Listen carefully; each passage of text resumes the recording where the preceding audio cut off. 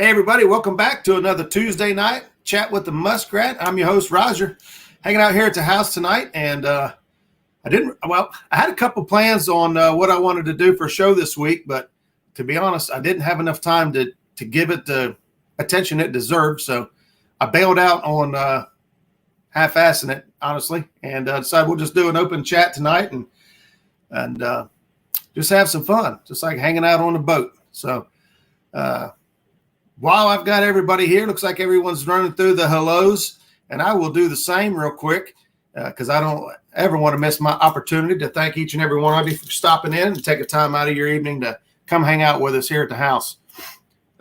Avid Fisherman's first in the house tonight. Catfishing with Nolan C. Country Boy Catfishing hanging out with us. I've actually got him backstage. He's ready to roll.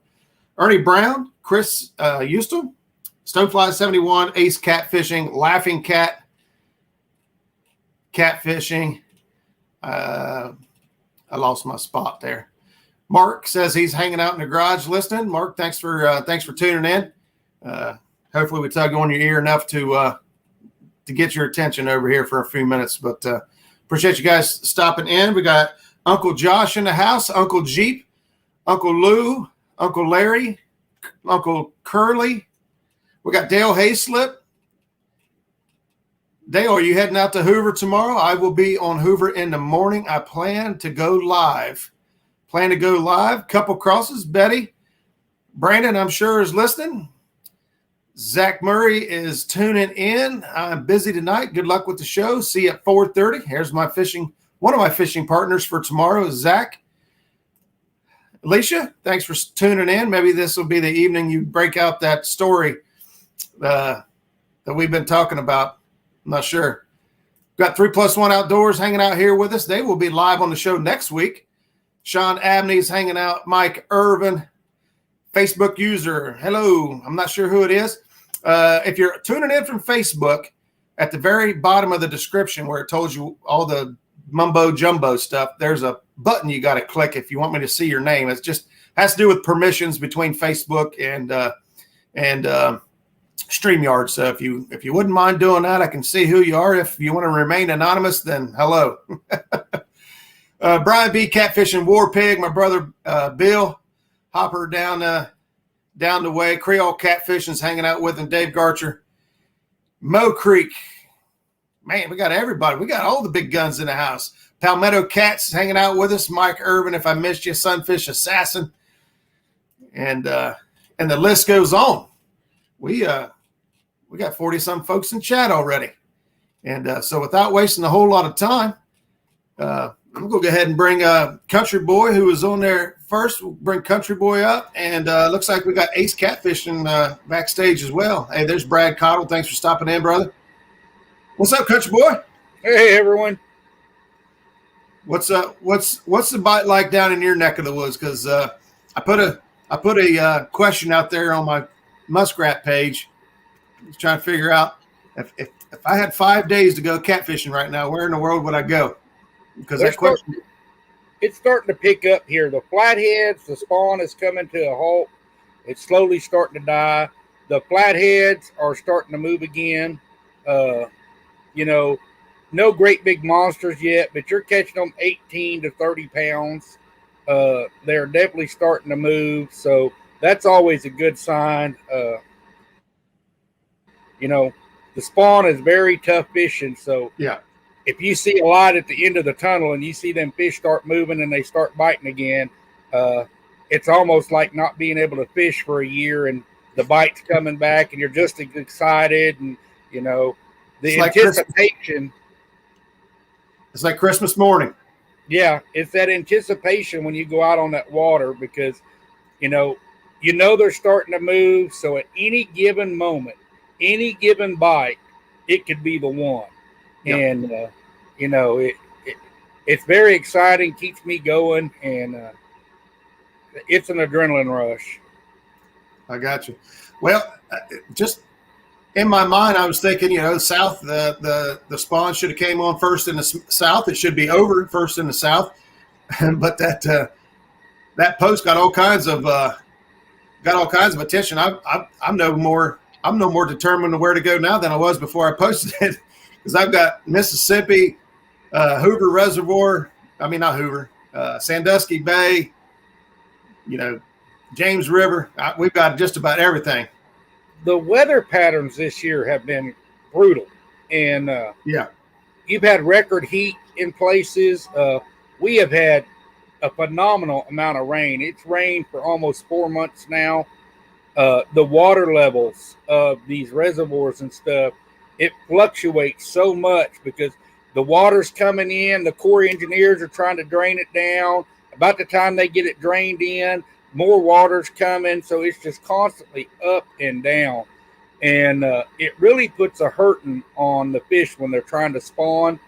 I'm not really big crappie fisherman, but I do go fish for them. And, right. This was one of them years where the crappie pulled up to spawn and they got up on the rocks and stuff. The water was constantly rising and falling. So they pulled back out, and I believe they spawned in a little deeper water this year. So, I think that's going to have an effect on the amount of fry. Another thing we had here, the first time in Oklahoma, we had a big shad kill over the winter. Our lakes froze up solid, and that's the first time I can remember our lakes freezing since I was a little bitty child. And it definitely hurt the shad population. Shad are really, really hard to get a hold of right now. So the fishing is tough, but you can still get out there and get them. I noticed our bluegill down here.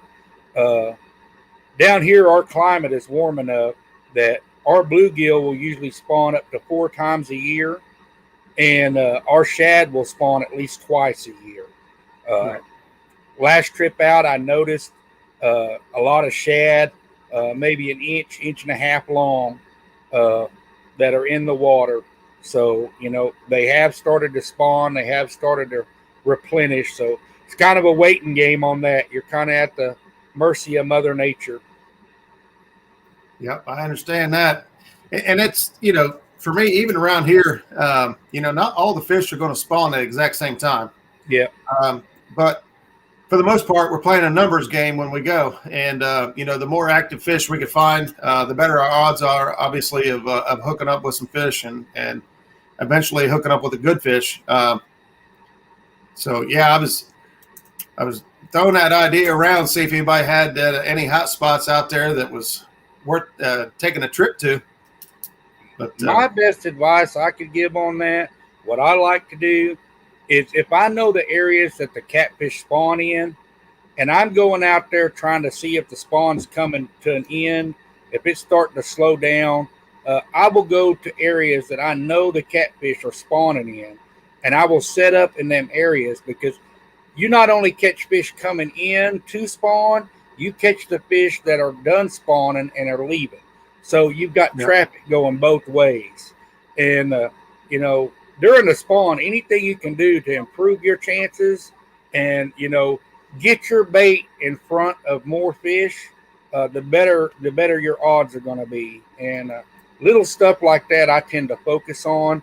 And, down here it's so warm that a lot of the times you want to be up near them deep channels in the reservoirs and stuff that's got an adjacent shallow flat or something to it, because they're traveling back and forth with these temperatures. And, just little stuff like that makes a lot of difference in success and failure. That's one of the things I'm going to target tomorrow. We're heading up to Hoover Reservoir in the morning, and, there's some big flats, but there's an area where 2 different channels hit this ledge, and it pretty much goes from like 6 to 7 feet down to 27 feet. So it's a real, it's a deep ledge. It's got a big flat up on top of it. And the way the temperature's been acting and stuff this week, I got a feeling they're hanging there. So that's the first thing we'll check out in the morning. But before I get too far along here, I got a couple more folks backstage. I'll bring, oh, there it is. It was my daughter. Yeah. Lexi, hi. Thanks for tuning in. She's not working today. She's got I think she's got her first full day training on the register at Walmart tomorrow. Oh, wow. Kids getting big fast. Brandon's in the house. Hey, Ace, you ready to come on, bud? I think Ace is ready. I'm bringing Ace on here. Yeah, I'm ready. Hey, there you are.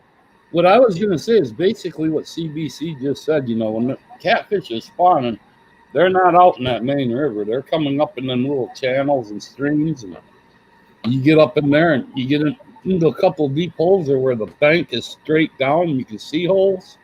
Target them areas because they're going to be there. Yep. I learned something new. This body of water that I fished all my life, it's never had zebra mussels in it. We never had any type of mussel. And we had a drought about 4 years ago. All of our lakes and stuff drained down. And when it flooded and filled that lake back up, the zebra mussels are in this lake now. I don't know if they got brought in off another boat, how they've got there, but they are definitely thick there. A lot of the guys that were noodling on there have had to get stitches and stuff because they're used to these holes and stuff by these boat ramps and stuff, and there's never ever been anything there. And they go in there, and the zebra mussels have taken over the side of these boat ramps and stuff, and they get their shoulders laid open and stuff like that. So, exactly. I know the blues will focus on them zebra mussels. They will come in and they will feed on them zebra mussels heavy. And I just found this out from the Corps of Engineers about a week ago. I was out there catching bait. And not only that, they cleaned the spillway out behind this reservoir, and they took 7,500 pounds of fish out of that spillway and put them back into the lake. No kidding. Yeah. The bad thing with zebra mussels, too, is I don't remember who it was said it, but they actually kill off the shad population. See, that's what I'm worried about, because this lake's always had a abundance of shad. That's why the catfish in it have grown so large, and they grow quicker than most bodies of water because you got the warm temperature, they feed longer, and you have an abundance of food. But the zebra mussels is kind of new thing for me. It's new territory because down here at our lakes, we did not have the zebra mussels.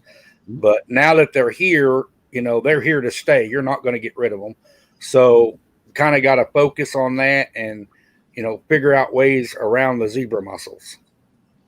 And then on another note, for all of you that haven't seen it, the new hats are out too. Mike Turner's 712, and he's got his Grim Reaper hat out. Yep. That looks sharp. That's sharp. Hey, Chris. Slime Action Outdoors hanging out. What's up, buddy? What, is it cooler in the car? No, not really, but that's the only spot I get service, so that's why I'm here. Maybe quieter in the car. Yeah, maybe. That's the truth. That's the truth. How we doing tonight, gentlemen? Doing good. How are you? I can't wait till the 9th gets here. We're leaving out the 9th, and I'm not sure if it's the 10th or the 11th. I'll be fishing out on a charter boat with my son for walleye on Lake Erie. No, really? Chuck, sounds like you're gonna go. I'm ready to do some night fishing. I have not done a live from a night fishing scenario yet. I've got some lights and your ring light and stuff, but I'm ready to go out, especially with these flatheads starting to move. I'm ready to go out and target some of my flathead waters that have the big boulders and stuff, the rocks in the water, and I know I can get phone service out there. It's going to be the quality of picture. I'll have to figure out if I have enough light, not enough light. I don't do all the black lights like Chunky does. That's Chunky's thing. I'll put them glow sticks and stuff on the rods, and but I'm really excited to start doing some night fishing. Hey, real quick here, I want to address this comment from, I'm not sure who it is on Facebook there. It's just, as you can tell, it's the same Facebook user. It says Alum Creek is full of zebra mussels, pumps water into Hoover, and Hoover has none. I don't know how many zebra mussels Hoover has, but they do have zebra mussels. I pulled a big log up out of the Oxbow boat ramp area. Just if you launched out of Oxbow, is off to the right there. I pulled a log up, and it was completely covered with zebra mussels. Covered. I don't know how far they've migrated down through that reservoir, but there are zebra mussels in Hoover. I wonder if Rocky's got them or not. I wouldn't know it if I didn't bring them up and see them, but I saw them. And y'all guys have more experience with that zebra mussel. It's new to me. Do they take over pretty quick in a reservoir and stuff like that, or they can spread pretty quick. Down on the stretch of the Ohio we fish, we've got this big boil, and you may have seen them in other areas, maybe in your waters, but every so many minutes on a timer, it blows up. Water just shoots up in the air like a geyser. And we always thought it was, because it was a power plant, we thought it was gas escaping or something. Yeah. And it turns out it's not. It's forced water. There's so many zebra mussels in that area that the zebra mussels, it's water intake, and they clog the screens because they overtake it. So every 10 minutes, they have to blow the zebra mussels off. That's insane. To keep from clogging up the streets. And I ain't never heard of them. Guys are familiar with the area down here might know where I'm talking about. Well, it's Ripley area. It's the power plant down around Ripley, Ohio. And, we were close by. We was trying to, we was dragging up through there, and we got almost to that. So he's like, well, we got to quit. And there were some employees on the bank, and we asked him, was like, what is this thing doing? Why does it keep going off? What's the purpose? And he told us it's to blow the zebra mussels off. Well, see, and that's like my lake. I didn't know they were in there till I talked to the Corps engineers. And, none of the lakes here in Oklahoma, you don't find them with zebra mussels. They have to be brought in. So, they really need to put signs up at the boat ramps and stuff, because people are going to have to take extra care cleaning their boats, getting their live wells empty, because if you take it from one lake to another, you're going to transport them zebra mussels, and all the lakes down here will be full of them. In many places, that comes with a fine. I'm not sure too much around here. I watch some of that Outlaws stuff or Lone Star, and that on TV. And I've seen where guys have taken their boats into the shop and been completely covered with zebra mussels. That's actually turned out to be the problem. The guy said he was losing power. The boat just ain't going as fast as it used to go, and that's what it was. Zebra mussels were so thick on the bottom of his boat that it actually slowed him down. Yeah, and they claim 100 zebra mussels in the year. They reproduced, you'll have 20,000. Yeah. No kidding. Yeah, so that's going to be another piece of the puzzle for me. Not sure, Nolan. With these zebra mussels coming in, it's going to affect our lake, and it's going to keep affecting it over the years as the population of zebra mussels go. So even though I've fished them waters for over 40 years, it's going to be something new, and it's another kink thrown at me, and I'm going to have to relearn it and repattern, and because just like the blues, if you get them zebra mussel beds, them blues are going to be in there feeding on them zebra mussels. So that may change where the fish used to feed in one area. Now they're going to move and feed in another area, because as the shad thin out and the zebra mussels become thicker, their food sources change. So, you kind of got to adapt to that and learn. I'm going to kick down out of here. Roger, you have a good trip fishing, buddy. All right. Thanks, buddy. I appreciate it. We got Chris. Chris, what's going on in your neck of the woods? Slime Action Outdoors. We got Adam's Perch Rigs hanging out with us too. Adam, we'll get to you in just a second. Ain't really much been going on. Ain't really had the best of luck. Thinking Rocky's still on spawn. I have no idea. We drug Rocky night before last. We drug it most of the night till about 3:00 in the morning, and it was slow. The only thing I caught fish on was chicken, Anise chicken. I had two of the guys in the boat. They did not want to use the chicken, and they caught one fish apiece, and I caught 4. Was Derek with you? No, no, I was fishing with Trevor Long and his neighbor Dave. And I think our biggest issue is shad. We have not been able to get on any shad down there this year. Well, not this year, but so far the last few times that we've been out. I think they're all deep water with the babies and stuff being in the shallow water. Yeah, the water temperatures are moving everything around. The shad were so thick 2 days ago down at the spillway you could walk across them, and I went today. It took a lot of work to get a dozen shad for tomorrow. A lot more work than what I expected. That's what we're struggling with down here. It's just hard to get them, and even the bluegills are hit and miss. I am not a fan. I am not a fan of the chicken bait. That is kind of my last resort. But the bait has been so slim around here. I went to the store the other day and picked me up some chicken breast, and I'm going to cut it up and try it because, you got to have some kind of bait on there. If you can't get the shad, you can't get the bluegills. I mean, you got to fish with something. And so what I've seen a lot of people ask here if I was using naked chicken or what I was doing. I've been using the anise extract. It smells like black licorice, and I don't know what it is about it. Now, plain chicken might work just fine. I know that Zach was in here for a moment, but he's also having the same results down on the Ohio River. He's been using chicken. I think the other day he caught 1 fish on shad, and I think he only caught 7 or 8 fish, but the other 6 or 7 fish all came on chicken. 1 fish on shad, 6 or 7 fish on chicken. I know a lot of people that use the plain chicken, but that anise chicken, they say that licorice, that smell, they said it puts off a sweet flavor to them. And so I don't know. I don't know why it works better than the garlic, but they say they'll hit it better than the garlic. Yeah. Because, there's Kool-Aid chicken, there's Jello chicken, there's garlic chicken.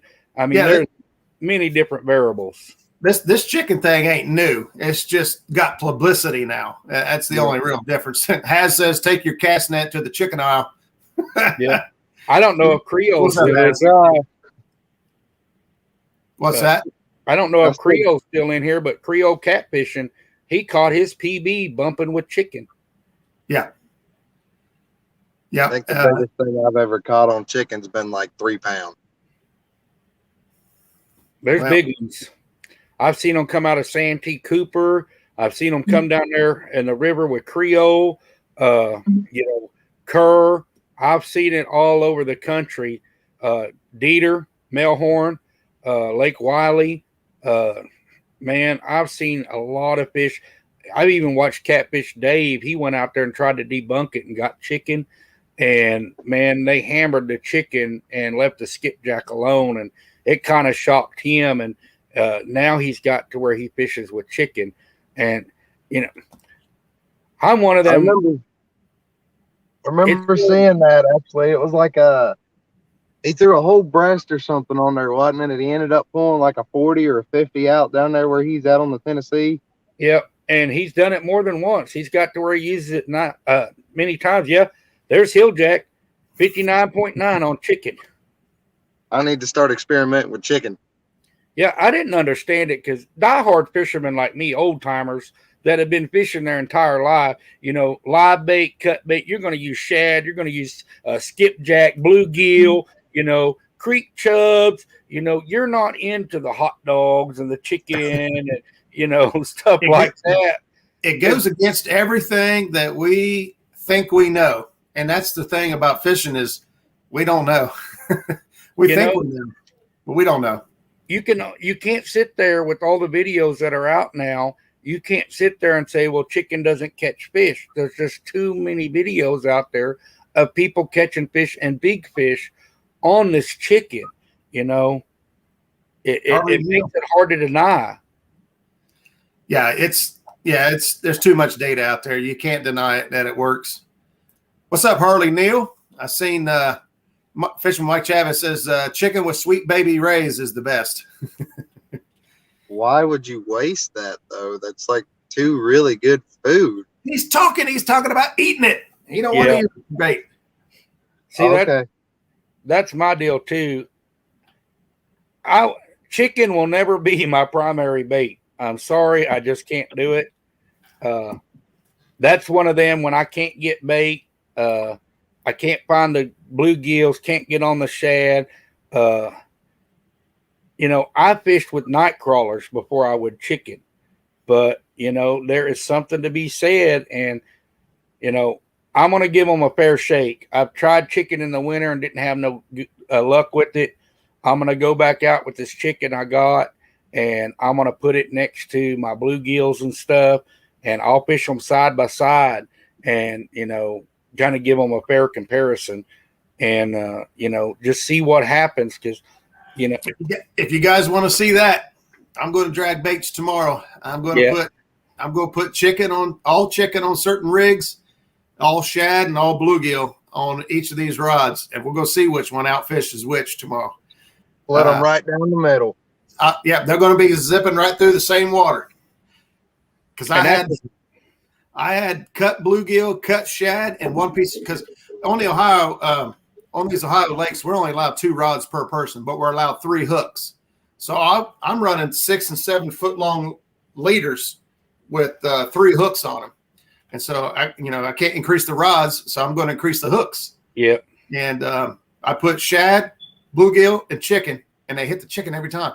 They passed the bluegill. Was the same way it was on Hoover when we went. Yep. First thing I got to say this. He looks at my leaders when I get out of the car. It's like 4:30 in the morning. He said, "That ain't gonna work." I said, "What do you mean?" He pulls one out and it's got 3 hooks on it and it's as tall as I am. I said, "What the heck?" He said, 3 different baits, 3 hooks. What's the chances? They hit on chicken all day. Yep. I still don't understand it. I mean, I know they do, but it basically goes against everything we've done for years and years and years. And we've taught ourselves about the catfish. And, this chicken comes in, and I was talking to Dieter one time. I don't know if it's because you have waters that are full of those zebra mussels and stuff, and that chicken kind of has the same texture. I mean, but there's no bait fish swimming around that looks like a piece of chicken. I don't understand it, but I know there's too much video evidence to say it's not effective or it does not work. Yeah. Yeah, I can't wonder if it's I can't answer the why. working. I can answer the will. And will it work? And the will it work is yes. Why it works? No idea. Everyone's got theories. I wonder if it's the oils. Oils, I've heard enzymes, I've heard protein, I've heard replication of the actual muscle that's inside the shells. Someone needs to actually do a study on this, because old timers like me, I have to know why, because it's going to bug me to death until I understand why it works. Because the whole time we've been fishing, ever since we were children, when you went out and you started catching fish, your brain's automatically clicking. Why am I catching them here? What are they doing this time of the year? You have to understand that to put the pieces of the puzzle together. And this chicken has come in and just started pulling pieces of my jigsaw puzzle out, and you can't complete it. I have to know why. I don't understand it. Now, I have heard that, I've been reading a bunch on it, the fish that are out of spawn, throughout the U.S., where they've got that sore mouth. I've heard that's why they've been biting on chicken so far this year. It's another reason, because where their mouths are sore, they don't want to deal with the spines and stuff like that. So that's a chicken. It's the softer meat. Yeah. Harley Neal figured it out, and we've been working at it all this time, but Harley knew the answers. It was the feathers. The feathers have been used for lures forever. And catfishing with Nolan, is that you are going live tomorrow, or are you asking if I'm going live tomorrow? Because I believe we are going to go live tomorrow, if all parties agree.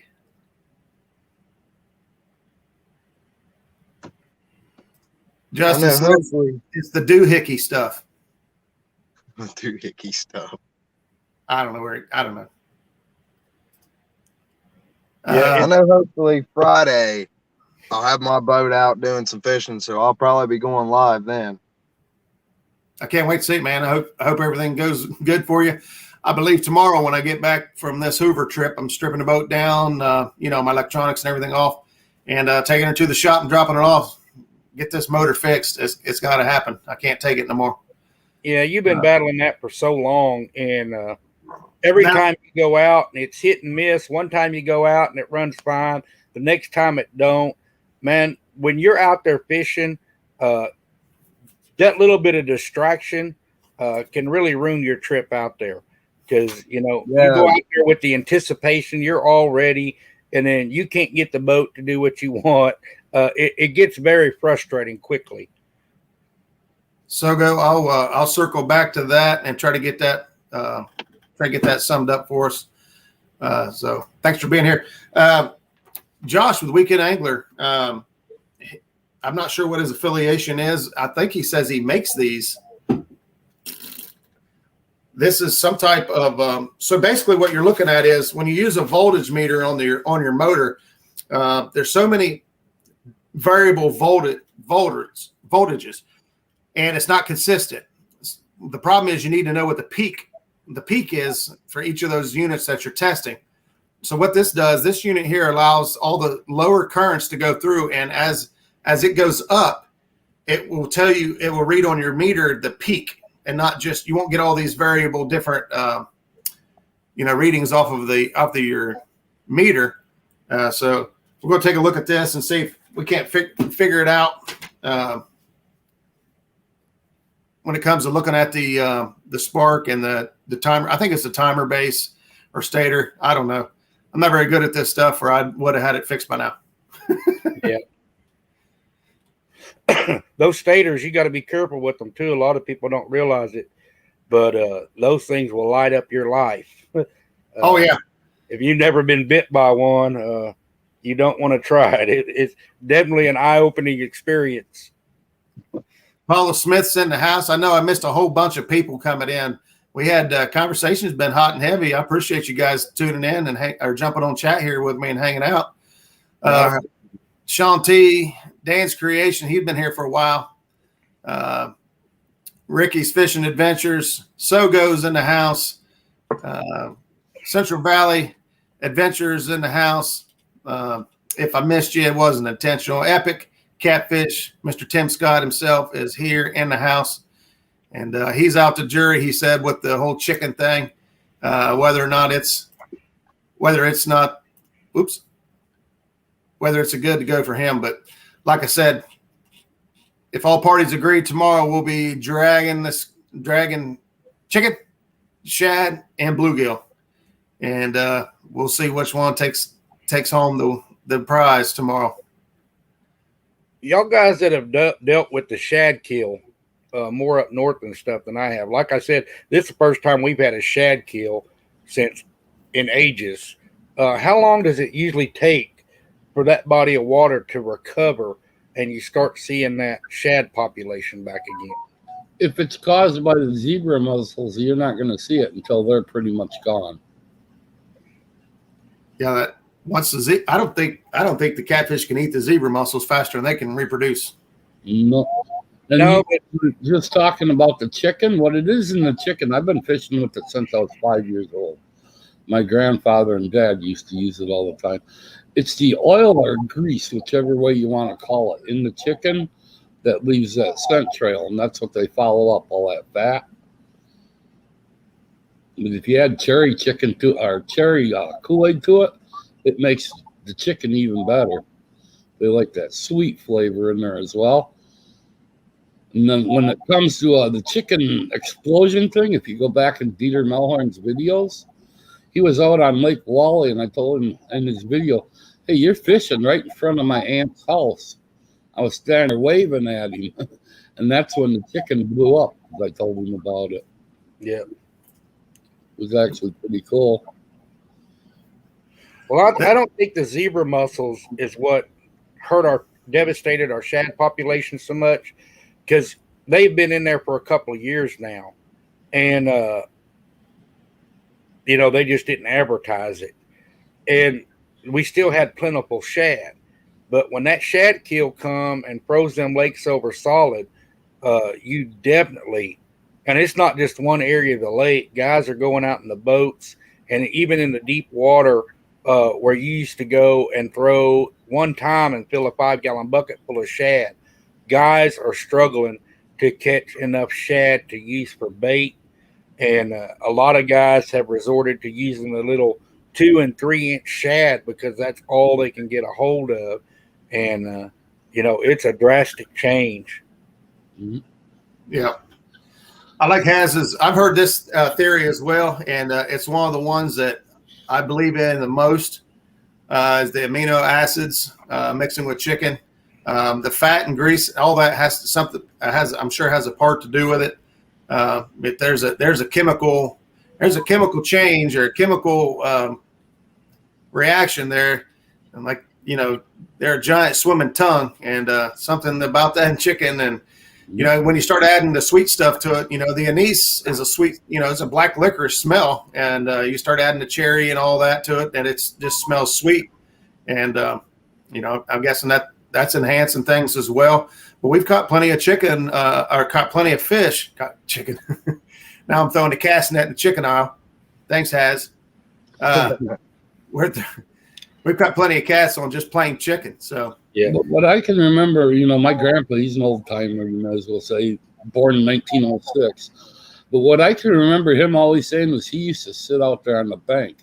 He'd watch these baby ducks go swimming down. Every now and then you'd see one disappear. Well, it's either a big cat or a muskie. And that's what got him started into it. And then he started throwing baby chickens live out there. And then it just blew up into the chicken. Yeah, we don't want to resort to that. We'll have Peter breathing down our necks so fast. Yeah. Harley wants to know if you can catch chicken with fish. I bet you can. Chicken will eat anything, man. They're vicious. You take a dead fish. They're cousins with the vultures and everything, so why not? That's just like another thing my grandfather used to do too. Is you can catch ducks on potatoes. I mean, little round potato, put a fishing line through it. They can swallow that, but they can't puke it back up. It's got to pass. So you just pull that string and lead them right to the house. Wow. I've not heard that. I used to live down in McHenry, Illinois, right down there where Mark Crappie and Catfish and Crappie lives. Yeah. And my dad used to do that on the Fox River. There was like 10 of us kids and then mom and dad. So I remember that old saying. They'd be like, man, I got them coming to me just like they're on a string. Well, they were actually on the string. So. Yeah, I'm with Epic there. My first instinct is going to go with fish. Match the hatch, catch what's available in the waters. Find the bait, find the fish. That's my instinct. That's what is driven into me to fish. But now I will tell you a downside to the chicken. It hasn't been totally proven, but a lot of people say it is the reason they don't like to use chicken is for some reason they claim a fish can't digest it. So it stays in their stomach forever. They can't digest the chicken? Yeah, that's what they claim. I don't know about that. I didn't hear that. Never heard that one before. I don't see why they couldn't digest. It's a meat of it's natural to the environment. It's not natural for us to see it used as bait like we have been, but I can't imagine them not being able to digest it for any reason. Yeah, you'd think if they can pass that zebra mussel shell, they ought to be able to pass anything out. Yeah, that's kind of what I was thinking. They ought to be able to pass anything. Yeah. Whose channel it was on. There's a couple of fish biologists in there that were claiming that, but everything I catch on it, I take home and eat on 10 pounds and under, so. Yeah, says they can digest scales and bones. Yeah, we're hearing all kinds of crazy stuff now. Right there, that Hilljack, he's he's like us, we're using instinct, to follow the birds. Bird leads to bait, bait leads to the fish. Yeah. But when it comes down to it, like I said, if everybody's good with it tomorrow, we'll be dragging, and we'll see which outperforms what and why. Well, we won't know why. We just know it will. And I can tell you, the last few weeks we've been up there dragging chicken. Janice caught a 42-pound flathead on chicken. She caught a 29-pound blue on chicken. She caught almost a 15-inch crappie on chicken. Yep, I've seen that. I don't know why. I don't know why we're catching all these. Two other things that work great for catfishing, believe it or not, is I don't know if you guys ever ate salt pork, but you take that salt pork, you add a little more salt in a bowl of water with it, and then add your garlic into that, mix it up in the water, and leave it set overnight.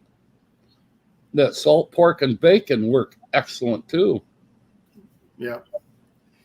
Matthew Baker says he's got the chicken. He's actually the other fellow that's going to be with us fishing tomorrow up on Hoover. Matt, I hope you got plenty of chicken. There's going to be 3 of us, and I have a feeling we're going to go through some chicken. I don't know how much you got. Well, if he's going with you, Roger, you better have your life jacket on because he'll knock you over getting to the pole. You've seen that live feed. Yeah. We all remember, Matt. We put Matt in the boat, and he'll about knock you out of the boat trying to get to a rod, no matter whose turn it is. And we're going to try to take turns. And sometimes I thought Janice was going to knock you out of the boat. You was not quite moving quick enough, or you were worried about lunch, and she was worried about the rods. And I thought this is not going to end well. She was just knock him out of the boat because she didn't want him out fishing there. Yeah, she doesn't play around.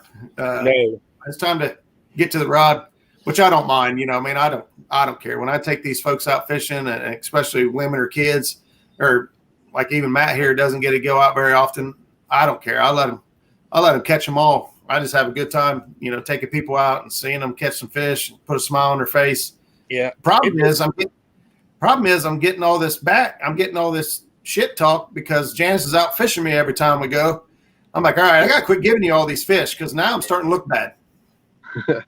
To me, it's so exciting to watch because I don't care what sex they are, how old they are, or anything like that. When you see someone that has a love and a passion for the sport, and you're watching them catch those fish, and you can see and feel that excitement from them, man, that is just awesome to watch. And, that's like me. I've caught enough fish when we go fishing. I don't care who's catching fish as long as someone's catching fish, and, you watch people that don't get to do it and you see that excitement in them. It's almost like watching a small child catch their first fish. And, man, it's really fulfilling, and it's great to watch. Well, that's kind of how Matt is with every single fish. He's like a little kid catching his first fish, every fish. And it's fun to watch. It is. I love it. Their excitement rubs off on you, and you're just as excited for them. And, it's just a happy place to be. Yep, I agree 100%. But, fellas, I think I'm going to jump off here for the night. Chris, thanks for tuning in, buddy. Keep in touch. I'll be looking forward to hearing how your boat does out there on Friday. I sure will, buddy. You gentlemen have a good night. Thanks, bud. Later. That right there started on the 1st of this month and runs to the end of the month. What is that? It's a ice fishing rod. Yeah. $2 ice fishing rod. Anyone that catches a catfish on an ice fishing rod or small little dock demon stock from the store will win this $40 rod. And right now Stan's in the lead. I think he said he had a 37-pounder. Holy cow. All you got to do is send a video to Willie Dobson to be entered in the giveaway. What's the cutoff on that? The end of this month. End of the month? Okay. End of the month. And that's the rod I'm giving away. Little ice fishing rod. Kelly Bullock just did the same thing, and he I think his ended on 4th of July, and Green Machine Dan won that. Yep. But I started this last May, and nobody bid on it, and Really? now Stan's in on it. And got the largest soap bar. I don't have any like that. And What'd you say Stan has right now? I think he said he had a 37. He's in chat. He's sending the video to Willie. So Yeah, I seen that comment from Haslife about you could never look bad letting your wife catch all the fish. Any man that's been married long enough is going to let his wife catch the fish because you have to go home and live with them. Them viewers can talk all the smack they want, but when they push that off button, they're done with it. You got to live with them. A wise man will make wise decisions. There you go. Stan says 37 pounders, what he's got so far. Mhm. War Pig, what's going on? He says, you got to take me. Man, I tell you what, if my boat was running, I'd take every single person in chat. Well, until I ran out of gas money, I'd take them all, but I would take every single person. But I want to come down there just for the cooking. I mean, Just you always got the cheddar breaders, Philly cheesesteaks, you know. Yep. It doesn't matter. You know you're going to eat good out there on the water. And I don't know what I think we're throwing. I think we got cheddar betters already lined up for tomorrow. yeah, On the and grill. but you know, everybody needs a good anchor man. That's right. Yeah, I definitely pull anchor and toss anchor. You know, because I know I'm going to eat. So that's all that matters. Michael Williams, thanks for tuning in. We're just hanging out talking about just talking a little catfishing, current events. So since how we've still got some folks in here, we went up and down, but next weekend we've got 3+1 Outdoors. They're going to be in chat talking about their kids tournament they've got coming up on July 31st. Yeah. And with the turnout and the support we had on this channel with the kids tournament, I'm hoping that he can make it even bigger and better. Because it's all about the kids. It ain't about views. It ain't about sub. It ain't about any of that. It's about the kids. And the more the kids get into it and the more fun they have, the better off. So we're going to have 3+1 Outdoors next week on the show. And then the week after that, we're going to have Brandon Enix from Catfish and Dreams come on. And those of you that are local and been asking questions, we've got a meet and greet going on at Rocky Fork Reservoir here in Southern Ohio. And so we're going to go into some details on that for folks that are interested and try to have a good time. It turned out as just a handful of us just kind of wanting to, shake a hand and actually see each other face to face. And man, it's kind of turned into a big deal. Brandon's done a great job with communication and keeping this thing rolling. So I'll help him out the best I can and give him support. And we're going to have some fun. Yep. We're doing a little carry-in and a little friendly wager on a little catfish tournament. I'll be on 3+1 Thursday night also, Roger. On Thursday night? Yeah, I'll do. Well, I'm with you tonight, and I'll have Palmetto on my show tomorrow, and then Thursday I'll be on 3+1. The Weekend Angler has his tournament soon as well. I got to check the date. I'm going to triple book myself if I ain't careful. It's nice that we have all these tournaments coming up. And you just like the youth and stuff, Skip, he took them girls out. They had never caught a catfish before.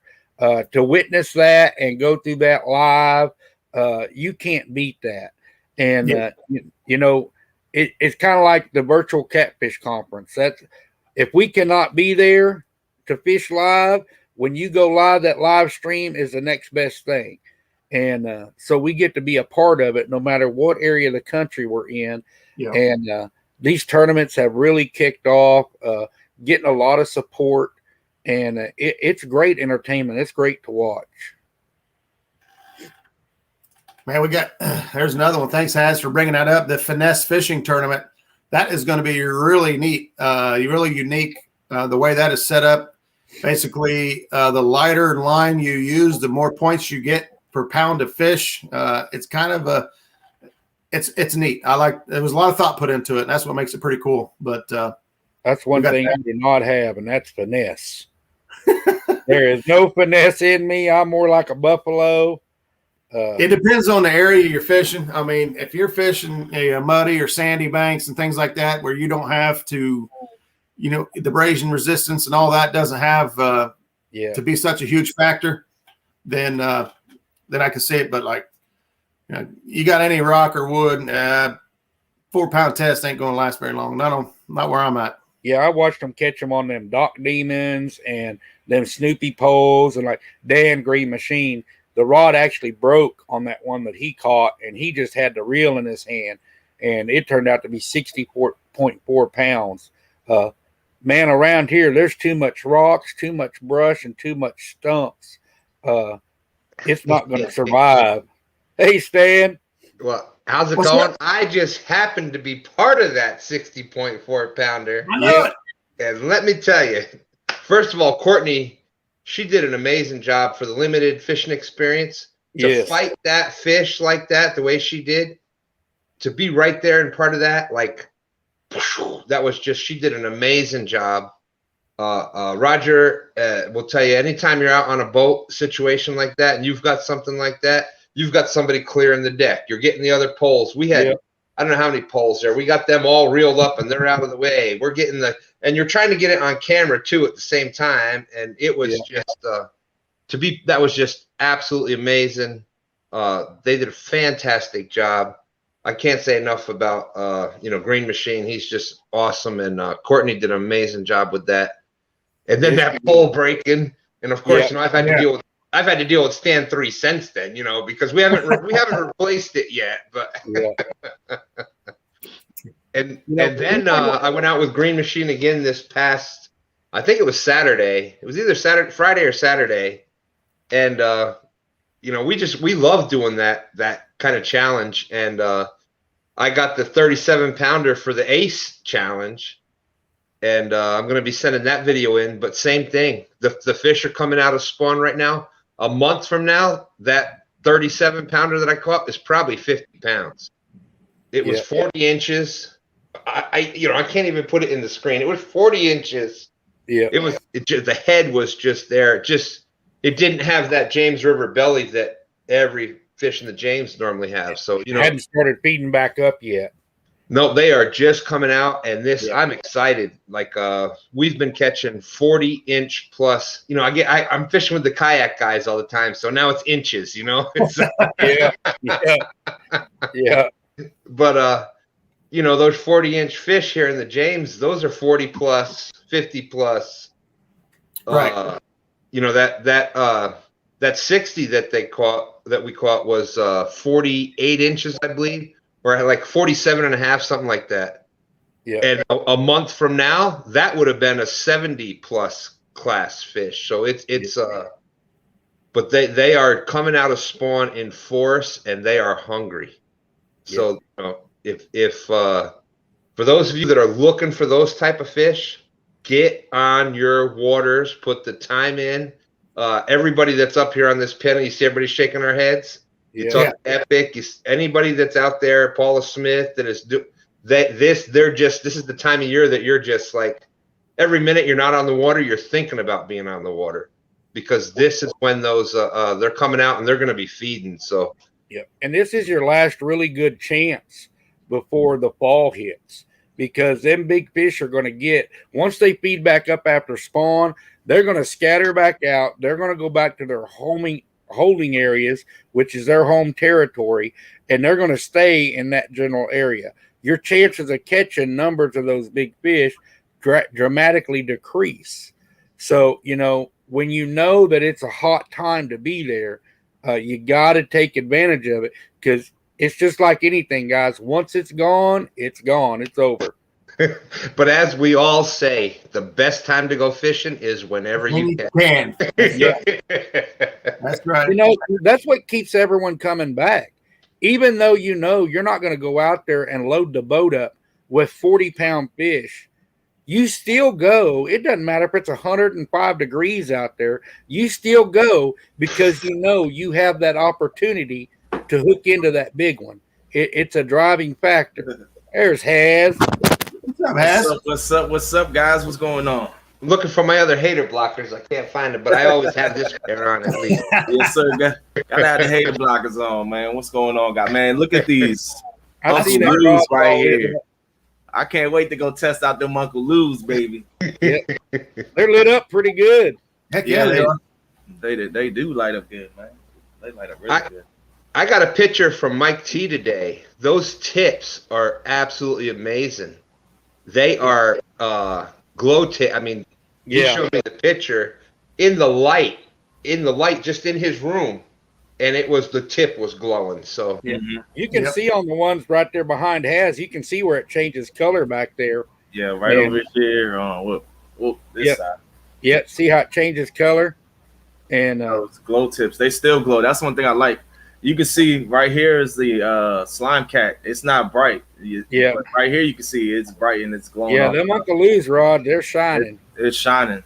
Yeah, it's shining. I got mine on the way. I can't wait to get my hands on them. I can't wait. I was on vacation. I'm the slow one of the bunch. I'm still waiting to talk to Uncle Lou. I just hope he doesn't run out before I get a chance for our debut. You know what I'm saying? I'm with you, Stan. I haven't got any of the glow-in-the-dark rods and stuff. I just use the glow sticks and stuff. Man, I bank fish, and I'm lazy. I'm not trying to put 60 pounds of gear on me and track through these woods and stuff. To get there. And, my wife keeps telling me I ought to get one of them wagons, but I have a feeling me and my clumsy self in that wagon is going to end up tangled up, and I'll end up in the water or something like that. So I try and keep it to a minimum. Have you ever used the lightning bug lights? No, I have not. The lightning bug? No, I haven't used those. They are awesome. I've never used them, but I've talked to people that have, and that's what Patriot James puts in his bobbers, right? It's the lightning bug. Yep. Once you put them on there, you'll never buy another glow stick because they'll save you so much money. I turned one on before, and I can't remember how many. I like 2 or 3 weeks it ran before it died. Weeks. Really? Yeah. Really? I'm gonna have to look into that. One of the guys that pushed it, I'm friends with, owns Burning Drag Tackle. He actually put it on his antenna of his truck in January. And it turned it on, and it stayed on his truck outside in January and February for 40 days. 40 days? Wow, that's awesome. Without turning off. That's nice. That's nice. My deal, though, it'd have to attach pretty solid. It does. That's why we don't use the bells and stuff, because this has a rubber sleeve. It has 2 holes in it. It kind of goes over the eye and back out again. They specifically designed the holder so that it stays on the rod. It will not come off. Yeah, if you're going to do anything like that, I would highly recommend. I haven't used them myself, but talking to people that have and seeing what they do on the Patriot James bobbers. Yeah. If you're going to do that, that's what I would recommend that highly. I'll get with you, Country Boy, and get you some information or get the link to you for them, because for bank fishing and even night fishing on a boat, I've got a ton of them that I keep. When I don't want to turn my lights on, I'll turn them lightning bugs on and just watch my rods, and then rod goes down. Then I'll flip my lights on and do what I need to do. But they're incredible. Roger, I'm gonna have to get with you and get those ordered too, because that's the thing is like these black lights, they draw so many more bugs than the regular white light. Yeah. I don't know why everybody says, I didn't think black lights would attract bugs. Has anyone ever seen a bug zapper? I know. Yeah. There's black light in there. There's black light in there. Man, if any of y'all caught Big Mike live the other night, I missed it. He was on that dock and he had them black lights going, and they had to shut all the lights off because he was eating these bugs. And I guarantee you, they were popping fireworks, and I think he had every bug in the state of Tennessee down there on that dock with him. Yeah. And you could turn it on, you couldn't even see his rods because the bugs were so thick. And I'm like, man, there ain't no way. Yep, there's Abbott out there saying he loves his lightning bugs. And that Compex light from Uncle Lou. Yep.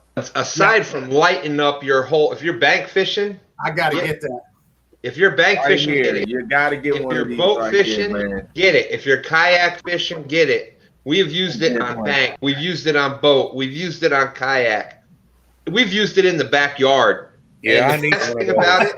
Oh yeah, you can use it anywhere. It keeps the bugs 15 feet up away from you. It's 14 feet up in the air. Yeah. And guess where the bugs are? 14 foot up in the air. Mosquitoes, gnats, those little gnats, that just annoy you. They're all up 14 feet in the air. Yeah, I Brandon, need to try it. Those thermocells don't work on those work on mosquitoes, but it doesn't work on all those bugs that the blacklight attracts. All those annoying bugs that just get in the way. Yeah, they're not biting bugs. They're just bugs. They're just annoying bugs in your way. Bugs. Yeah. Thank you, Mark, dropping Uncle Lou's link down in there. So Uncle Lou is now selling the Compex lights. I have got to get one. And what is different about Uncle Lou's is that, like Haz was showing, it comes in that case. Yeah. Like we've got the Uncle Lou's one, and we've got one that was from Amazon that actually it came from Uncle Lou. It just that's a whole nother story. But but the one from Uncle Lou actually comes in that carry case. That's the one that Stand 3 has. And it comes in a very nice carry case. Awesome. Ways.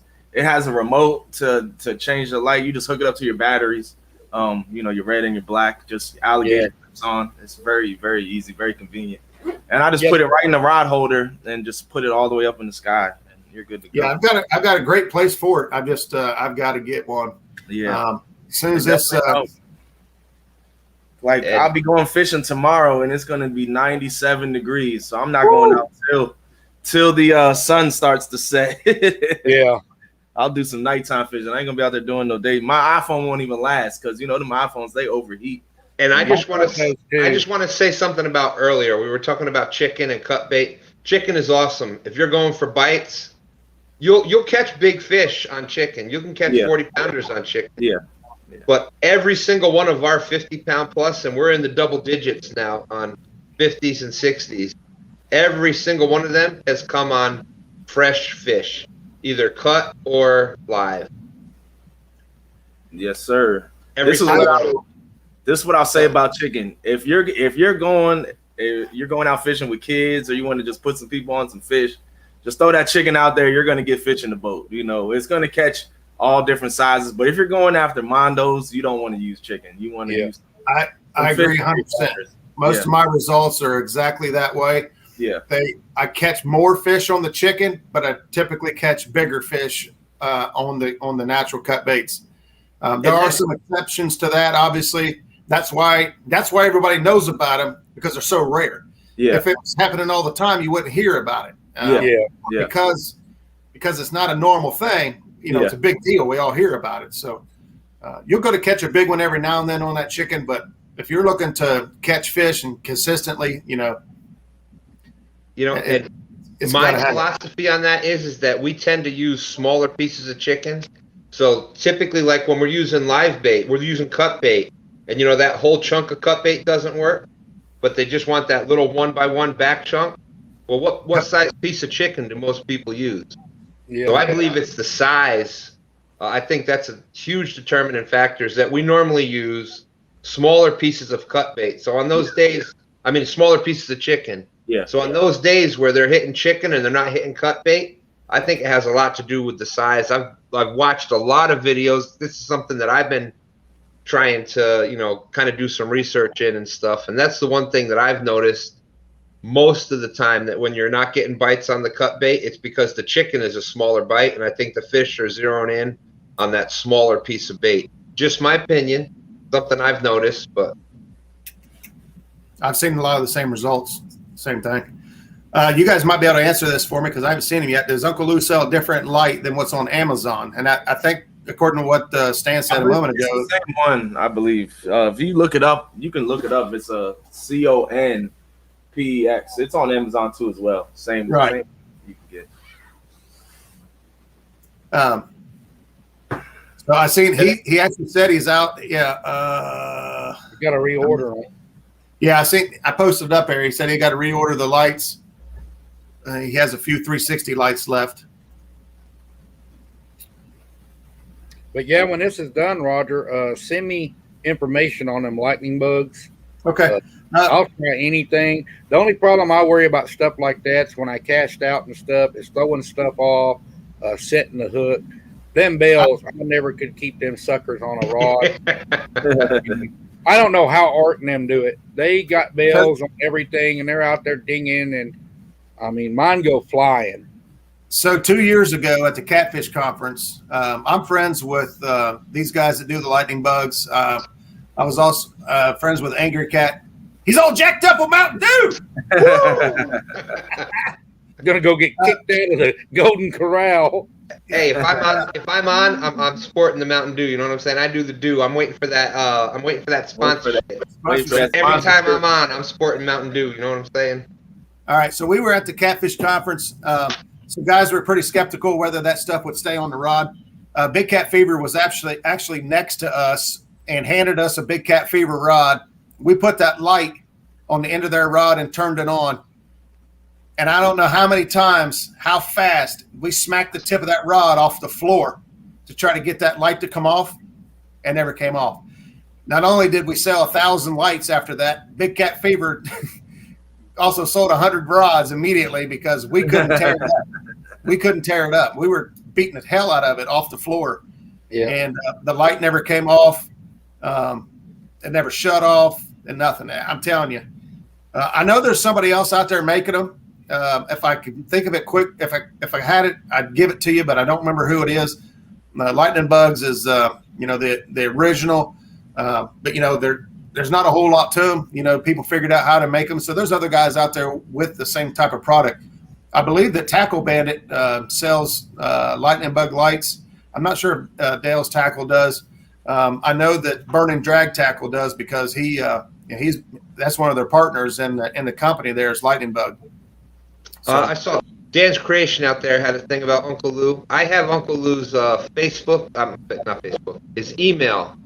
Dan, after this goes off, I will send you Uncle Lou's email. That's the other way to get in touch with him if you don't have Facebook. There you go. So I've got Alicia on here.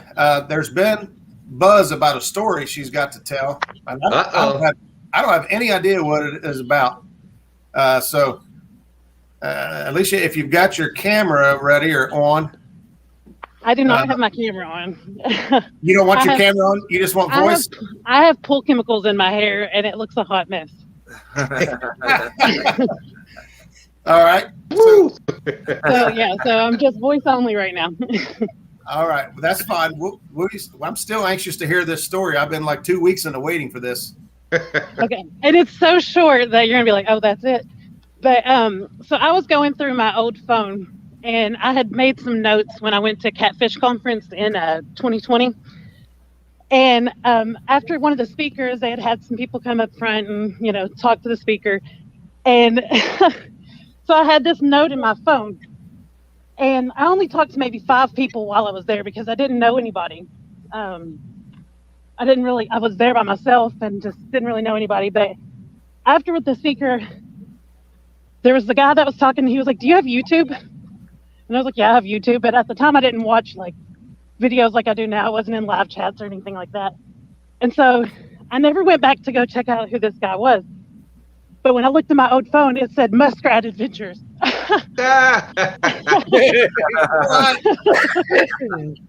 like I totally met you. Got your information. But didn't look it up until until I added you after the next conference. But yeah, I just thought that was so cool. Like we've actually talked before. Well, there you go. That's pretty neat. Yeah. So like I said, it was a short and sweet story, but that is an awesome story, Alicia. That is awesome. A cool story. Heck yeah. Yeah, I didn't talk to anybody that, I talked to the people when I did the fishing simulator. I talked to Luke Nichols, and then I pretty much stayed by myself. But yeah, I talked to you for a few minutes. And I think that's one thing that you see with all of us is that we are truly ambassadors of this catfish or catfishing or this. We love this. Yeah. And there's not a person that we won't talk to. I'm on the banks. I'm in a boat. I'm getting at the ramps. I talk to everybody. And I know y'all have a hard time believing that I talk to people, but yeah. But that's what links all of us is that we are just ambassadors of this sport. We all have that positive. We all do things a little differently, but we're all we all have that positive image going forth. We want to try to give that right information out to people, and that just proves it right there. Roger, you didn't know Alicia out of nowhere. She's just somebody walking around the thing, and what are you going to do? Well, you got YouTube? I'll teach you. I'll show you about catfish. Yeah. Boy, I'm glad she remembers the content, because that's hard to tell what I said or didn't say. I think it was after Doc had showed how to do the snail knot, and we were just all up there, and like, so I figured you'd probably remember that one little bit, but it's not like we had like a big meaningful conversation or anything. But I totally remembered it as soon as I saw your name on there. I was like, oh my gosh. Yeah, that is so cool. That's awesome. That's awesome. Thank you for sharing that. That really that made my night there. And I think so 2022, I'm going to talk to everybody though. I just want y'all to know. There you go. Wait, you don't know a bunch of us now. Yeah, definitely. We'll be ready. And I think we would be remiss to talk about ambassadors of the catfish without mentioning Epic Catfish. Oh, yeah. If y'all haven't checked out his channel, check out Epic Catfish. You talk about the #1 ambassador, the one that's been preaching catfish health and preaching the keeping catfish going and catfishing as a sport for decades now. We'd have to say, even has immortalizing him in the song with the epic seminars. Epic seminars, man. That's what he does, man. He's great at it too. He's great at it. At least you got anything? You got anything else for us? I'll take you down if you don't. No, I'm good. That's all. But thank you for having me. All right, Alicia, sharing the story. Awesome story. Yeah. Thank you. Me and you on CatCon 2020. Thanks, Alicia. Definitely. Yeah. Make sure you come find me again. Oh yeah, for sure. Yeah, this time I'll hunt you down. Okay. Sounds good. Thank you. Stan, you were talking about talking to people, and I talk to people all the time, and you'd be surprised how many people I got that I take fishing, and people of all different ages that I've met out on a lake somewhere or a dock somewhere or at the gas station pumping gas, and we've got to talking and exchanged information, and they call me, and it blows their mind that I will take them out there and show them spots and put them on fish and stuff. And nobody's ever took the time to do that. And it means so much to these people. Guys, I know times are hard. I know the world is a busy place, but you spend 5 to 10 minutes of your time talking to somebody, and that 5 to 10 minutes, you can actually change somebody's life. You can affect them tremendously. I'm answering emails every week with just Country Boy, you're doing a great job with Fishing 101 because there is that basic Carolina rig. I'm real confused. How does it go? Well, I'll talk to them on email or on Messenger, and every week there's people that I'm talking to that that really just want that basic from step one, that are just trying to get into our wonderful catfish world. And it's awesome being able to be that person or one of those people that are just being able to pass out that information. I'm just, y'all hear me say it all the time, but I'm blessed to be in the spot that I'm in right now. Well, even you two. I got something for you guys that'll actually blow your mind. Something that me and Derek have been working on. Uh-oh. What you got, Brandon? This might be dangerous. You know how we all I'm going to take you solo. Okay. So, we like to use the peg floats in our leaders. Yes, sir. This is something you guys have not seen yet. This is a prototype that I have. And this, no one has seen this yet. The debut right here on Muskrat Adventures? I'm going to be bringing it to the Ohio Meet and Greet to test. Don't keep us waiting. What? Woo! That is a light-up peg float. A lighted peg float. No kidding. I can put whatever color LED I want in this, and I make them. Is there a hole through the center? This is all 3D printed. Wow. No kidding. Does it have a hole? I can seal it. Wow, that's awesome. Pull this out. LEDs are off. Put the battery back in. put the battery on that side, sealed up. How do you attach it to the line? I'm going to put eyelets here, eyelet here, and then the eyelet will be on this side as well. No kidding. Yep, it'll have a rubber O-ring in here. Already got the slots for it. All I got to do is clear this one, and it'll be ready to go. So Have you tested it to see how much weight it supports? How much weight it gets? But I can tell you this is 4 inches long and 1.5 inch diameter. Wow. Brandon, I throw a couple beads in there. Oh, well, that's the great thing. If you can hear this, that's the LEDs bouncing around in there. Yeah, I'd throw a couple beads, whether BBs or something. I'd throw something in there, get that thing rattling. Yep. I'd like to see how that performs in a dragging scenario. Oh yeah. You already know who to send those to. Send them to Chunky, and you're gonna sell $1 million. Yeah. You better have a shit ton of them made before you go throwing that out. I'm just gonna tell you right now. Yeah. Only one in the world. You're gonna get 500 orders in one night. Catfish Heroes. Oh wait, no wait. Mark, Catfish and Crappie, take my money now. Yeah. Me and Derek have been working on this for 9 months. I have went through 3D designs because I'm an design engineer by trade. Nice. And been on AutoCAD for 9 months working on getting this designed.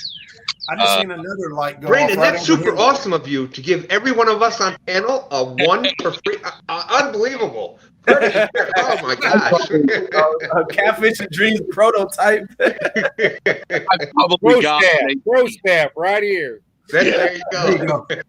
I've got maybe like 20 other different designs, and this is probably the best one that we've came out with. Oh yeah, we've designed and figured out. I have done the same thing. I've tinkered around with stuff, and I even got as far to try to get some patents made, and I got halfway through the patent process and threw my hands up. Oh yeah. Honestly, the patent process is a joke. In the United States, it is really a joke because by the time I get this patented, China is going to have the market already flooded. So I look at it as, it's 3D printed. We can make it in a small quantity. Once I get it designed 100%, we'll start making them in quantity. But I ain't going to patent it. There's just no way to fight. Well, what the thing is with the patent process, they only have to change. It only has to be 15% different than what your original plan is. And 15% could be they put 2 batteries in it, and that's it. Or it's amazing all they have to get around the patent. And that's pretty much what stopped me, is because, it wasn't going to do anything. I was going to put an idea out there, but somebody's going to be able to mass produce it and sell it at a lot cheaper rate than what it was going to cost me to make it. And so it's still in the back of my mind. It's never been made. I really like that just for night fishing, because if I put that on my wife's line, I'm going to know where her hook's at when she goes to throw out, and I can kind of avoid and maybe not get hooked. Yeah. Yeah, it's going to have many uses, but we're going to put. You didn't think of that one, Brandon. What, Stan? I said, I bet you didn't think of that one. No, getting out of the way. Yeah, that's a good idea. Brandon, that's super cool, man. And see, that's the things that it takes for the rest of us. How somebody could just have a passion that evolves into an invention or an idea that could revolutionize the way we fish. You look back at Scott Manning, who started using demon drag. I mean, they're bass lures. They're zero spooks. They just took the hooks off. He didn't recreate the wheel. He came up with a different idea, a different way to use a tool that we already had. And then boom, now there's 1 million of them. I mean, I can't even keep up with how many names there are. And there's and they all are good. I mean, there are some that perform better than others. You know, everyone has personal preference on size and noise. To me, the noisiest ones are the best. I want the noisiest one you can get. Okay, so you bring up the Zara spook, bass lure. What about a popper? Yeah. Why can't you use a 4-inch, 6-inch popper? Yeah, you put the popper weighted down on the bottom. Now you're creating a bubble pocketed hole that is in front of your bait. That's creating turbulence, and it's also creating bubbles coming towards your bait. In the river scenario where I've done that, you're not going to create bubbles below the surface, but what it does create, it creates movement. Yep. That popper's back there doing, you know, crazy stuff. It creates movement and vibration, and then vibration obviously is easily detected by the fish, and then your bait does the rest. Yeah. It's just another thing to get that fish's attention. Do rattles attract fish? I don't know. Do I believe they get their attention? I do.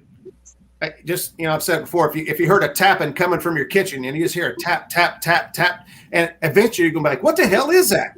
And you run to the kitchen, and there's a big plate of hot chocolate chip cookies that just come out of the oven.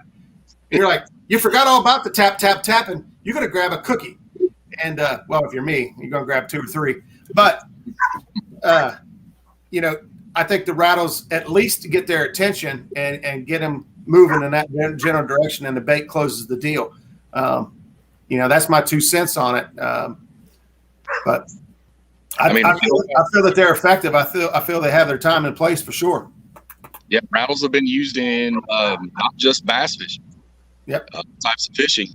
But there's also the stipulation where you got to think. You could throw a rattle, not get a bite all day long, turn around and throw something that is not got one thing to make a noise, and start catching fish. So there's a time and place. So I may find a lot of things in my kitchen, but with my wife, I promise you, I'm not finding no extra cookies laying around. It ain't happening here either, bud. This was all make believe. Yeah, you better get it while you can, because you're not getting a second opportunity. Well, she done cut me off the cookies. She said enough's enough.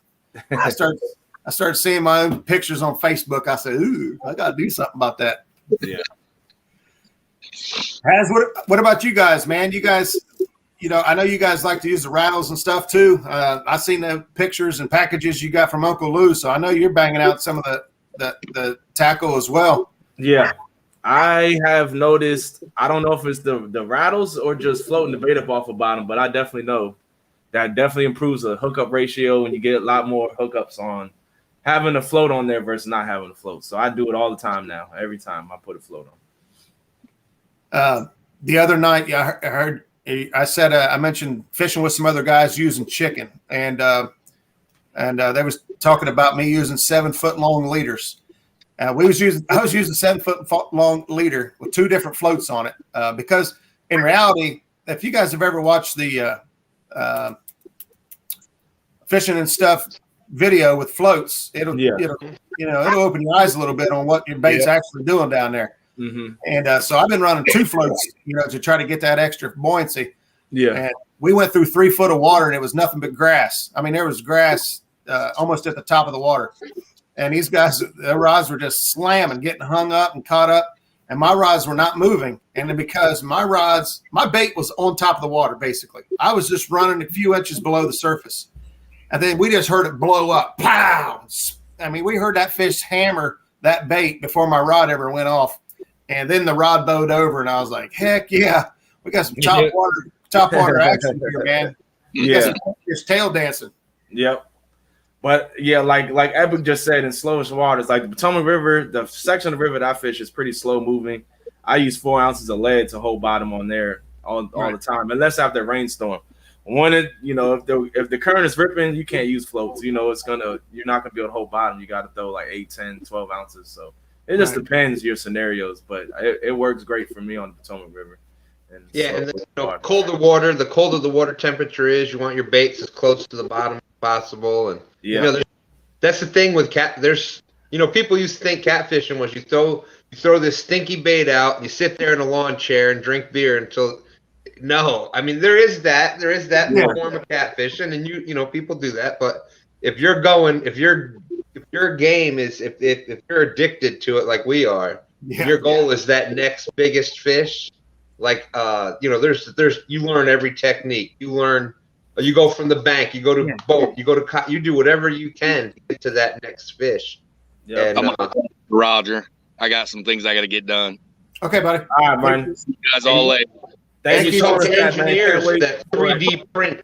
You know, you talk to engineers that 3D print out these new designs, and you do all of that. And that's what's Brandon, awesome man, about catfishing. We're gonna have to talk backstage about this. You can 3D print a Has Life one for me. We can get it out.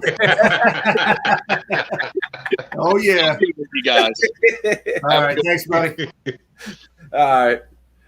There you go. Oh, Regulators said all you need is that pinky rod. I have personally witnessed the pinky rod, and it has some sort of magic. It's good luck. Woo.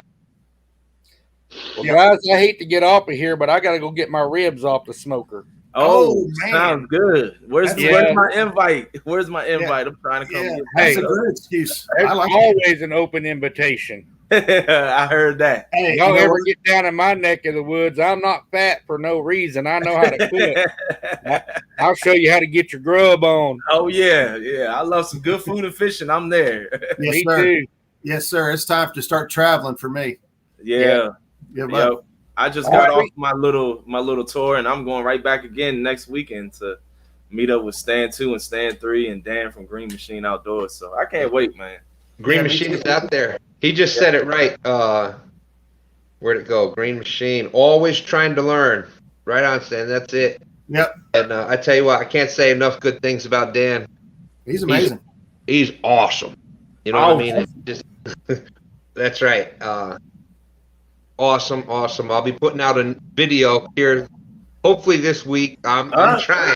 Stan's about to get that first video out. Okay. That's right. The first real edited full video with an intro and everything. So, Hey, real quick, country boy, before you take off, give us a rundown of this week's plans. I know you got a show this week, and you're also going to be a guest this week. You got a busy week. Oh yeah. Yeah, I've got Palmetto Cats on my show tomorrow night. There you go. And then Thursday night, I will be with Larry and Cody on 3+1. Oh wow. Awesome. So 3 nights a week.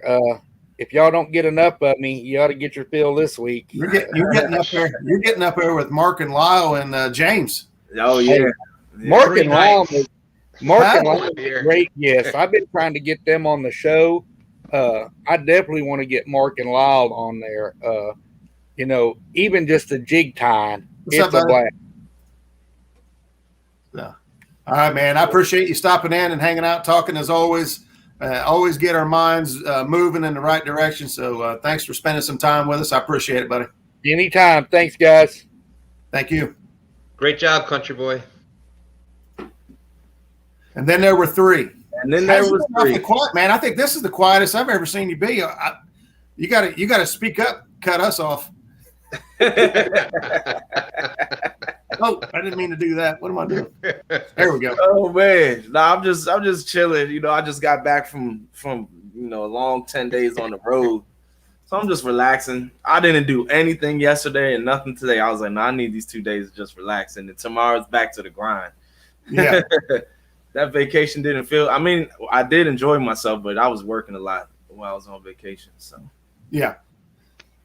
Yeah, most of my vacations are pretty much running and gunning the whole time, and then I get home, I finally crash.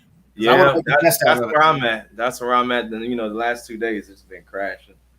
But yeah, I mean that's the way I do it. When I plan something, I plan it to be near water. I'm gonna get some episodes recorded. I'm trying to meet up with some YouTubers, and then of course, and all that, the family has to go out and do that stuff too. So you have to do that during the day. Run around and do all that family stuff time, and you gotta get up early to go fishing. Get up at 5 in the morning, 4 in the morning, just so you can go. So it's crazy schedule, but I enjoy it though, man. I definitely do. There you go, Green Machine. Yeah, the James is right there on my list. I know me and Zach were talking about possible locations here real quick. It looks like he might have some time off work, and obviously I have time off work, and That's what brought that question up. Is we were talking about, well, where would we go right now? I mean, the spawn's kind of crappy everywhere. You know, first instinct was go south. The South got their spawn first. They should come off first, and fish start getting more active. But I'm hearing a lot of good stuff coming out of the James. So I'm like, well, maybe we ought to go to the James. And so I threw that out there just to try to get some buzz and see if anything was more consistent. Instead, I got a million answers. I will say, don't go south. I was just there with Palmetto Cats, and their cats are still doing, I don't know what they're doing down there right now, but they're not biting. Yeah, I heard him. I saw him say that. On the James, and he's been putting some big sweet doggies, some goobers in the boat. Stan's been catching them too, so the James is on fire. The Potomac River, the catfish spawn, but you were still catching them the whole time. But a lot of little guys. Potomac has the potential to be one of the best rivers 10, 15, 20 years down the line. Right now, we have a heavy population of those 5-pound, 10-pound catfish, by the boatload. But you can't go wrong with the James. I definitely want to go to Lake Wiley too. Definitely want to. 4 fish over 47 pounds the last 2 weeks.